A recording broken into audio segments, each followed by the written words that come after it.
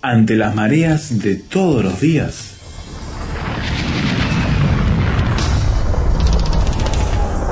llegamos a tierra firme.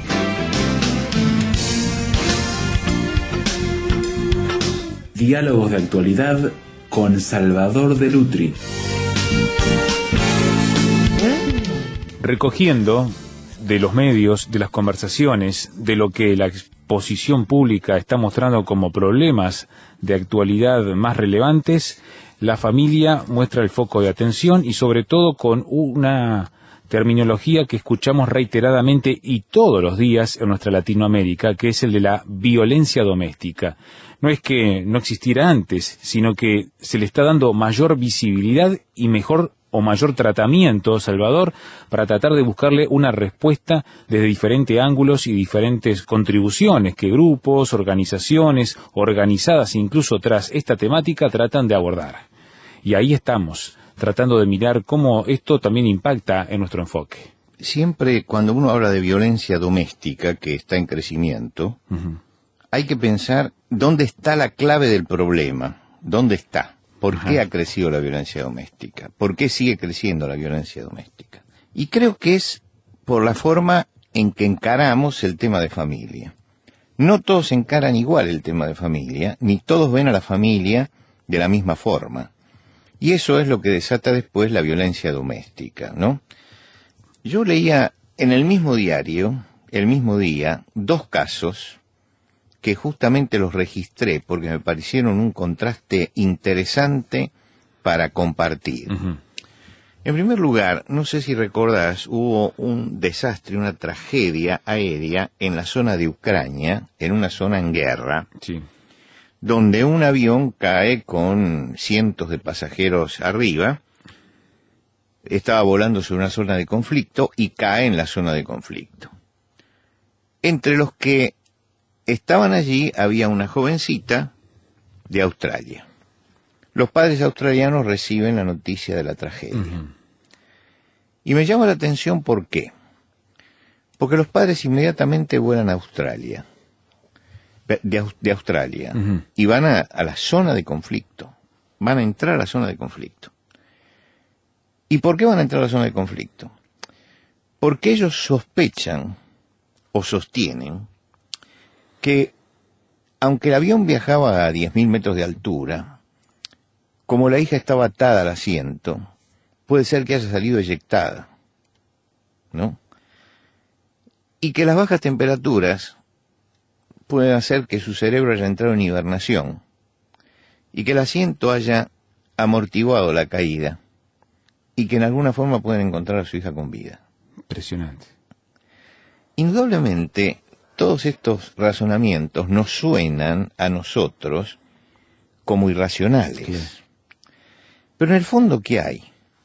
En el fondo hay una familia que ha sentido que la bendición de ser familia se vio violentada por este hecho. Es decir, hay padres para quienes la familia es una bendición y ellos aman a su hija, han vivido la felicidad de una familia, valga la redundancia, la felicidad de una familia feliz, ¿no? El fruto de esa familia es esta hija, y esos padres desesperados no se resignan a que su familia, su hogar, tenga ese vacío. Y no se resignan.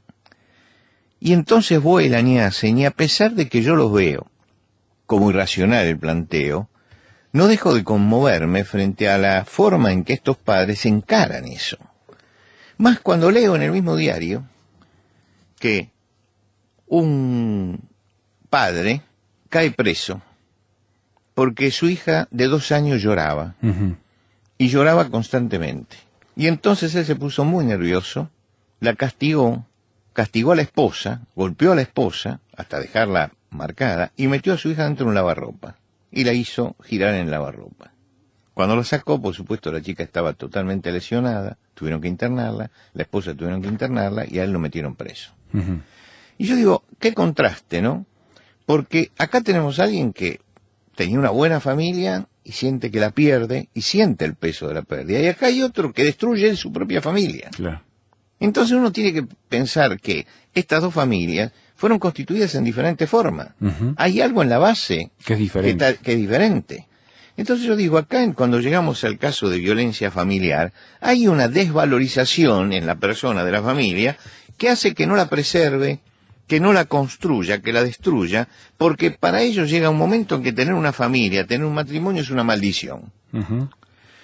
Y es difícil hacer una radiografía veraz sobre este tema, porque uno no puede meterse en todos los hogares para saber cuál es la verdad. Es decir, no podemos tener una estadística de violencia familiar, porque la violencia familiar que entra en las estadísticas es la que estalla y sale afuera. Y la que va a ser denunciada. Claro.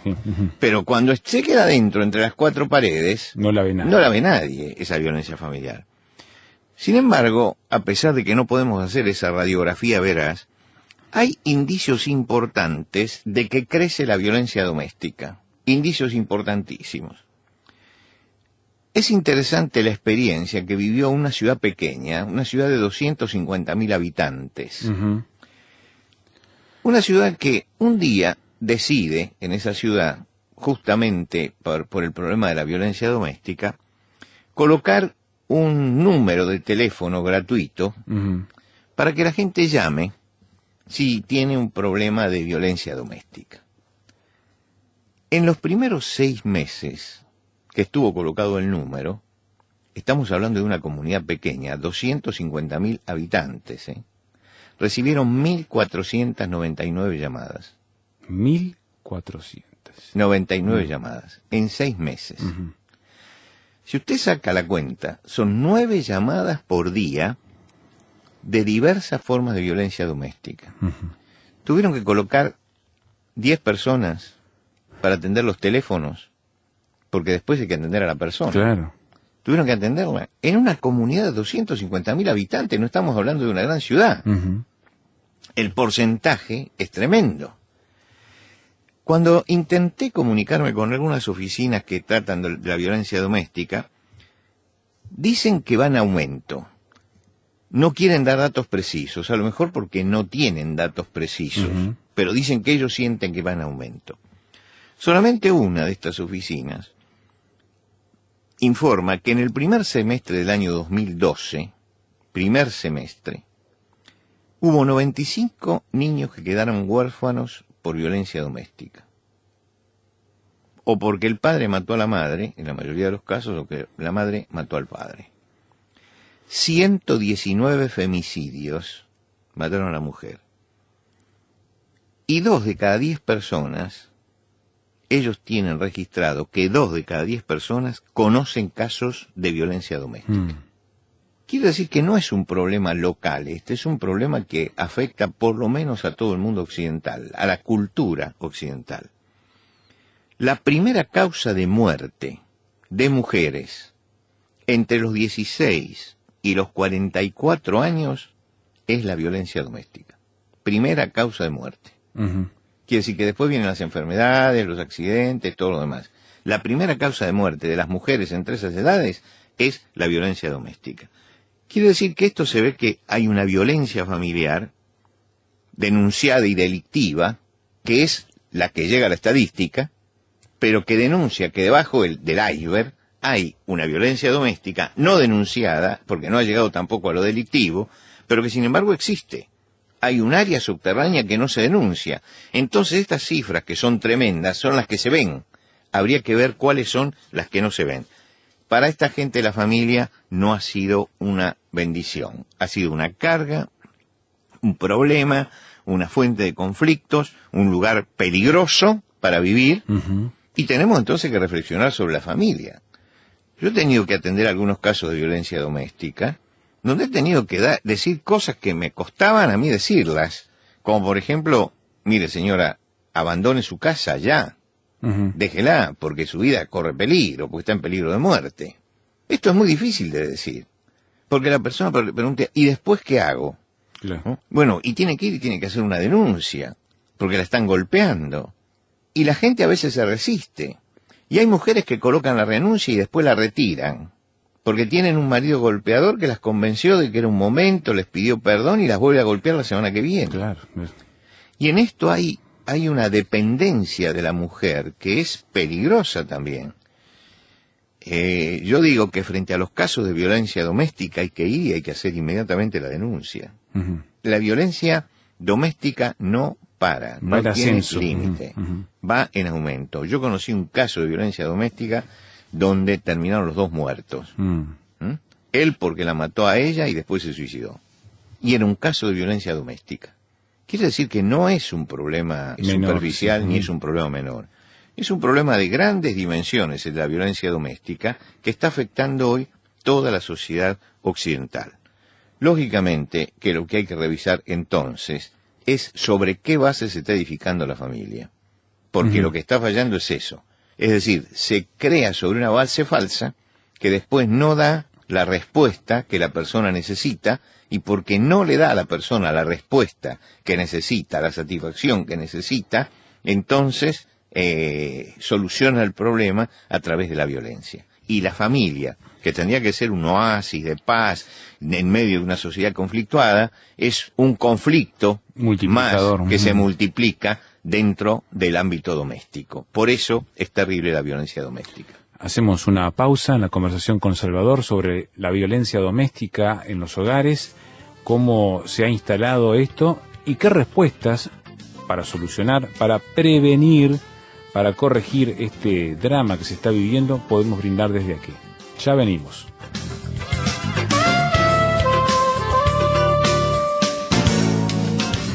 Tierra Firme en Internet. Descubra nuestro sitio, materiales, datos, la transcripción de estos comentarios, frases sobre este tema que le ayudarán a desarrollar una posición con bases sólidas. Visítenos en www.tierrafirmertm.org www.tierrafirmertm.org. Tierra Firme es una producción de Radio Transmundial. A medida que el tema se estudia más, se tipifica más en diferentes variedades y hay tipos de violencia doméstica que nos dejan realmente preocupados, como algunos que hemos visto antes de la pausa. Por eso, ante esta creciente situación, Salvador, es bueno que podamos mirar desde el ángulo del optimismo y la prevención y la solución, además de la corrección y poder salvar a muchas personas que están en medio de estas situaciones. Sí, por supuesto, para eso justamente estamos haciendo este programa, ¿no es cierto? Para que incluso estamos tratando de solucionar problemas sociales, pero problemas de toda la sociedad, porque en definitiva la célula madre de la sociedad es la familia, y si la familia está viviendo esto, entonces estamos frente a un problema que afecta a toda la sociedad, toda la sociedad.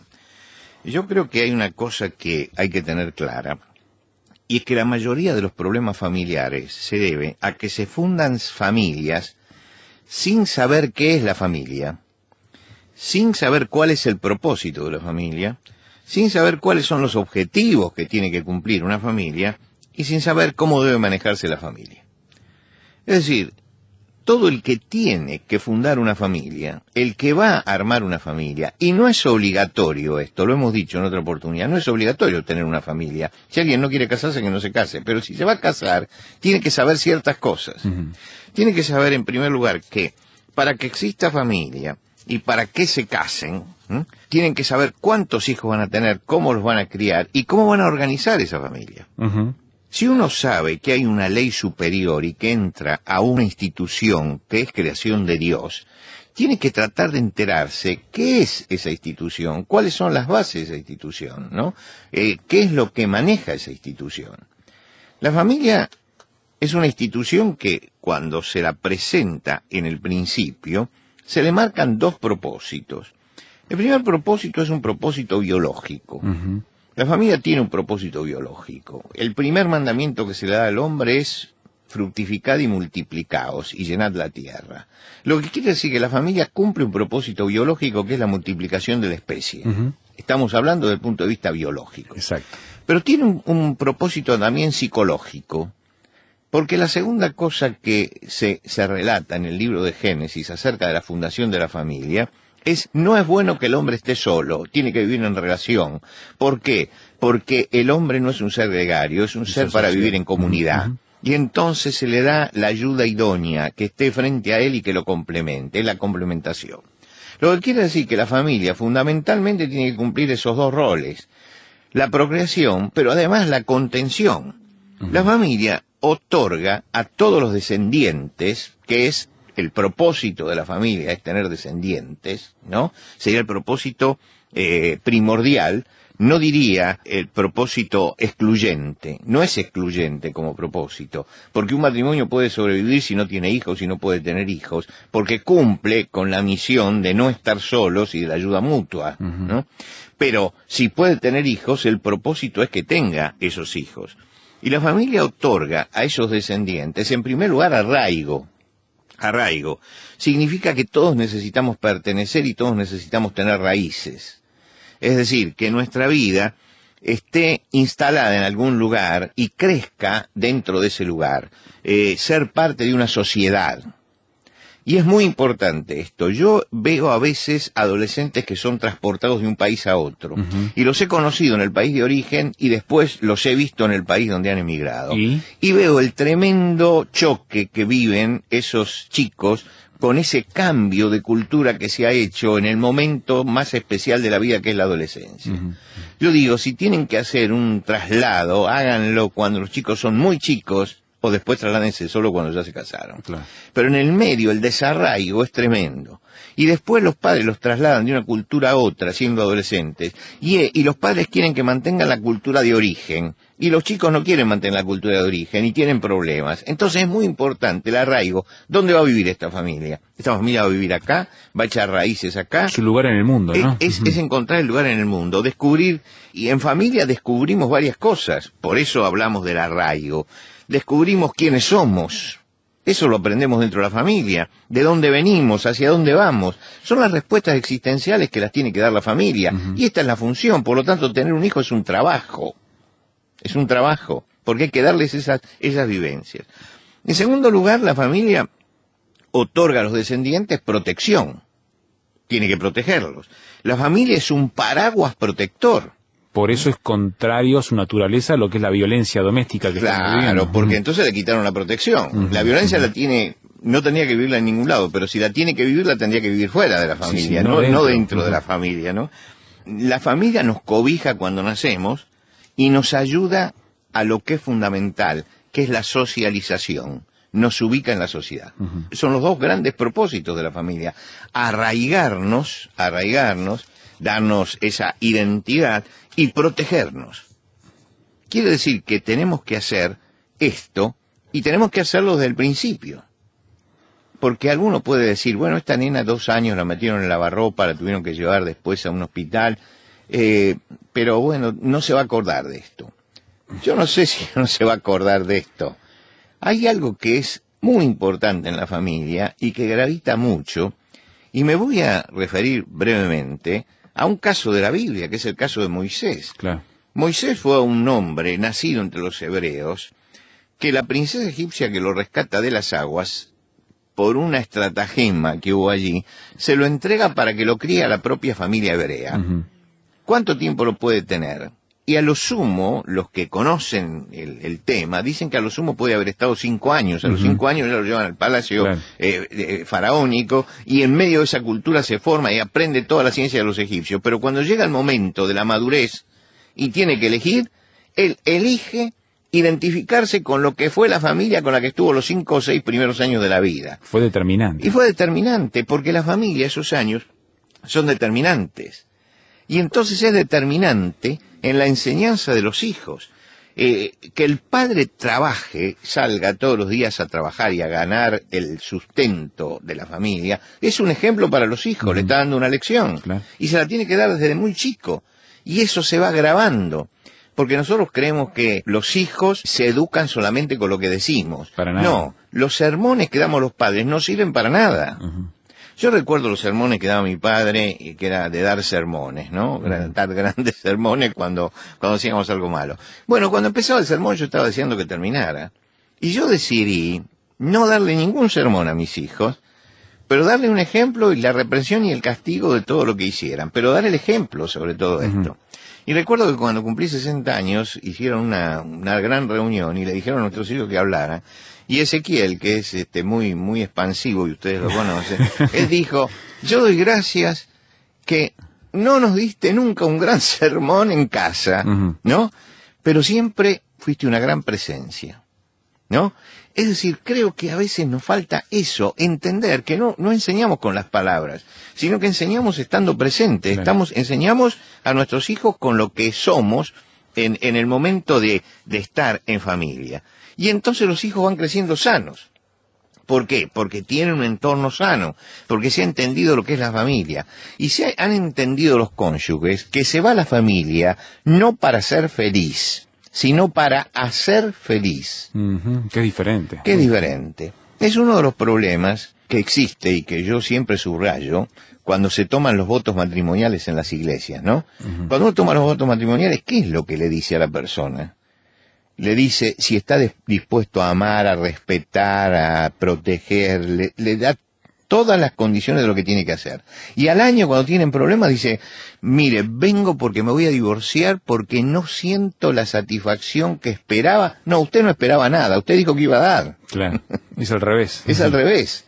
Usted cuando llegó acá dijo que usted iba a aportar esto, y ahora resulta que fue a sacar, no a aportar. La familia es un aporte. Tenemos que ir y aportar. Y yo creo que Dios quiere bendecir nuestras familias, no importa lo que haya pasado, siempre lo importante es el futuro, pero Dios quiere bendecir la familia que nos está escuchando en este programa. Dios quiere enderezar lo torcido y puede enderezar lo torcido. Dios puede enmendar lo que está equivocado. Dios puede sanar lo que está dañado, restaurar lo que está caído. Pero hay algo que es fundamental y que lo dijo una vez Jesús frente a alguien que estaba viviendo una tremenda crisis. Jesús lo llamó a esta persona y le dijo, hoy es necesario que yo pose en tu casa. No le dijo, hoy es necesario que pose en tu casa. Le dijo, hoy es necesario que yo pose en tu casa. Es necesario que Dios esté presente. Y si no está presente Dios, que quiere entrar en el hogar, que quiere ser parte de las cosas, del arreglo de las cosas. Instalarse allí. Quiere instalarse allí. Si no tenemos instalado esto, que es el creador de la institución, la familia entonces va a la deriva. Y lo que nos está pasando es que al irnos desprendiendo de los principios espirituales que debían estarnos rigiendo, y al poner los principios humanos, estamos llevando a la familia a una crisis terminal. Y por eso hay que volver a escuchar a Jesús. Y yo creo que cada familia tendría que escuchar a Jesús.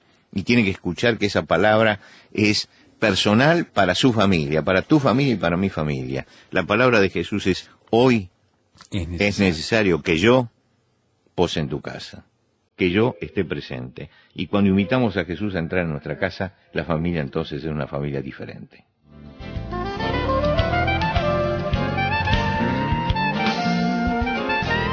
Los grandes músicos en tierra firme.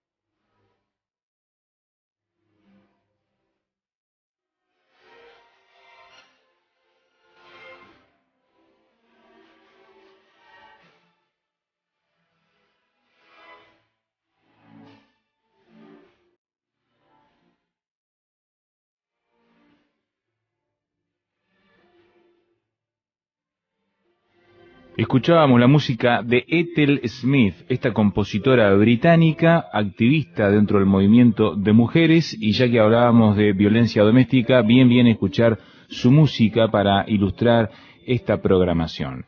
¿Quiere opinar acerca de la temática que hemos discutido hoy con Salvador de Lutri? ¿Cómo no? Por correo electrónico tierrafirme@transmundial.org, tierrafirme@transmundial.org. En nuestro sitio web tierrafirmertm.org encontrará el audio de este programa para escucharlo nuevamente.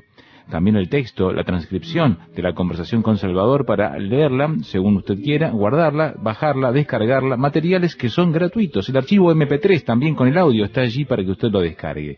La oportunidad de opinar, de participar en la discusión con nosotros y con otros visitantes al sitio. La oportunidad de conocer todos los programas porque tenemos una verdadera biblioteca digital disponible para su acceso. Artículos, conferencias, estos programas de Tierra Firme, en fin, conozca todo lo que tenemos allí en tierrafirmertm.org, tierrafirmertm.org. Una carta al estilo tradicional, Tierra Firme, casilla de correo 5051, Montevideo, Uruguay. Le dejamos todo esto en sus manos para volver a encontrarnos la próxima ocasión en que anunciemos una vez más. Tierra Firme.